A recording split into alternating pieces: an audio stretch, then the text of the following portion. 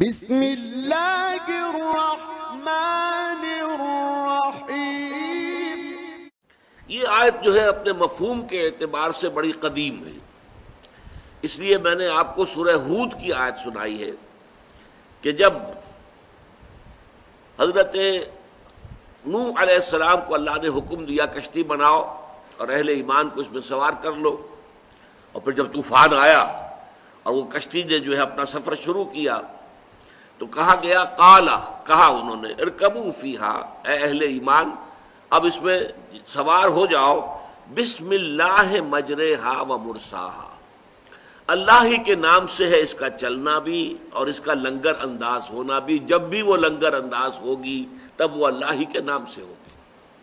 اور اسی طرح جیسا کہ میں نے آپ کو بتا دیا سورہ نمل میں حضرت سلیمان نے خط لکھا